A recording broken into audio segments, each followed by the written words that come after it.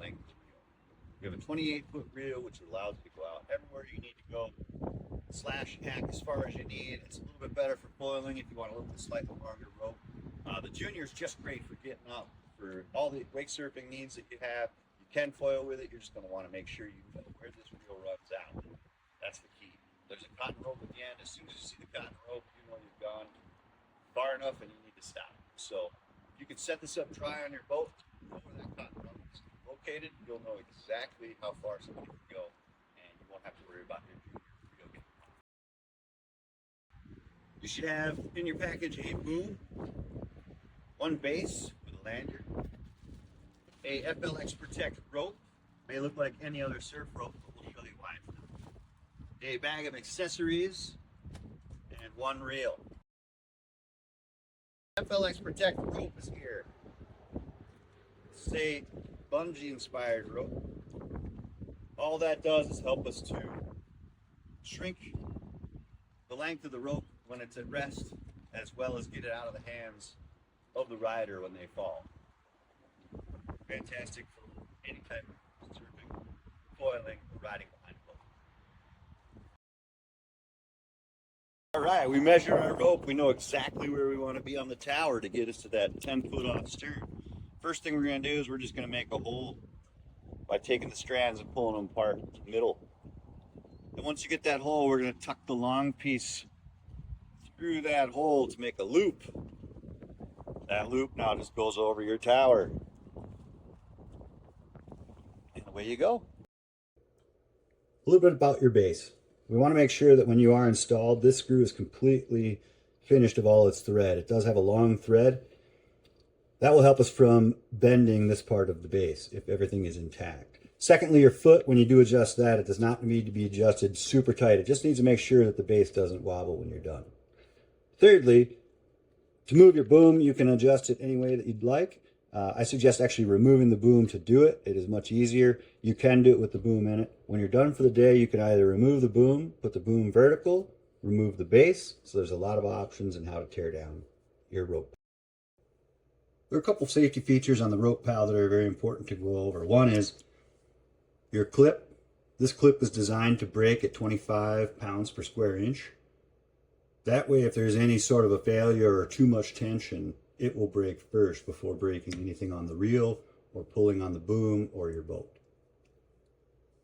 In order to clip properly, make sure you take off enough of the rope so that it doesn't slip back through. The other features you'll see on this one, I've unwound the entire thing. There's a cotton rope at the end of every reel. That cotton rope breaks at about 15 pounds. There again, if we get to the end of the reel and needs to be a fail point, it's going to fail right here instead of at the reel itself or at the boat. If you have any problems with your reel, give me a text or a call. If you do end up snapping the cotton rope, there is a chance the internal spring is damaged. Go ahead and try to reset your reel, but if it's not working, let's go ahead and get you one exchanged. Please do not try to service the internal spring yourself. It is extremely dangerous and under a lot of pressure, even when you've relieved all of the pressure out of the spool. Let's go ahead and adjust your reel. We're going to press down firmly, turn the reel over, and we're going to remove the cotter pin. Once the cotter pin is out, we can slowly lift the handle up and let it slowly relieve any tension that it has on it. Once it's in neutral, you can adjust the tension. So we're going to tension it back up. It only takes just a couple of turns, and that should be sufficient for you to have your rope come back. 1/2 turn does a lot. So once we have the handle locked down, we're going to press this spring all the way down with our thumbs. Turn it over. We're going to find that cotter pin hole. We're just going to feed it right in there. And now your reel is set. If you ever have a problem with your reel, do not attempt to open the internal casing. You can replace the cord if needed. We're going to go ahead and do an install. The install is the same for the Pro as it is for the Junior. We have a reel, a boom, a base, or to determine your rope length. We want to make sure, again, you're only 10 to 12 foot from the handle to the stern. Otherwise, Rider's going to get a little bit jerked when they try to recover from the wave that far back. First thing is we have the base attached to the boom via the wrist strap. You can also, again, it is a wrist strap, you can use that, but the key is that the base does not float. So first thing we're going to do is we're going to open the jaw. You're going to surround the cleat.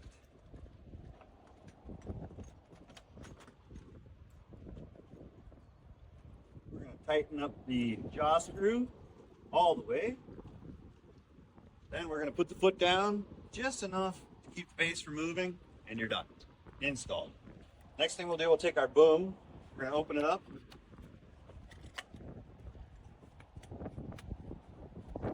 This can be stored fully open or closed.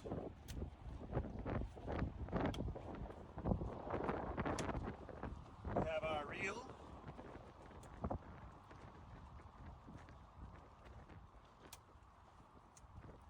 And then I predetermined a spot in the rope where I put a hole.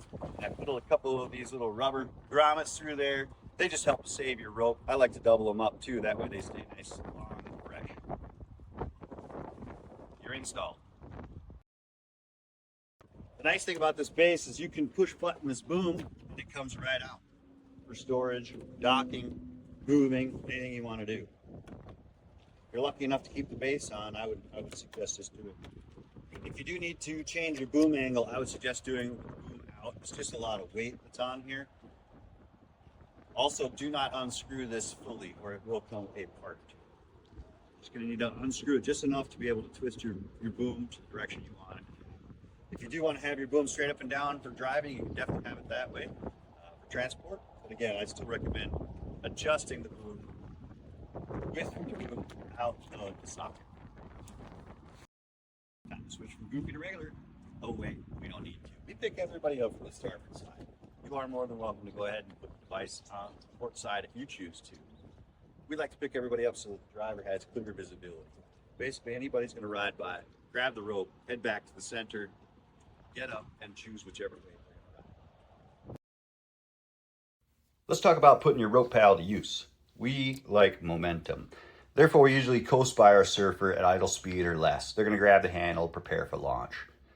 One of the benefits is they have just enough tension on that the surfer's no longer floating in space, and they can actually use that tension to position themselves on the board and be ready to go when the rope is tight. The surfer looks so ready to go, sometimes drivers make a mistake of taking off too early. Just give it a couple seconds and wait for the actual surfer rope to get tight. If you have a beginner goofer surfer, it will put them with a slight bias towards the boom, which is the proper riding direction. Similar to when you manipulate the rope and place the surfer where you want them when you're on board the boat. For that reason, some people switch the RopePal to port side for a beginner and take extra caution when picking them up on that side. The other thing is, if somebody just doesn't get it, you can unclip it and go back to old school teaching. So many differences between boats and the way we ride and overall construction. A couple variables, moving the boom, moving the rope length, things like that will help. Once you got it, I wouldn't dismantle it any more than you have to. Just put it away and get it ready for the next use.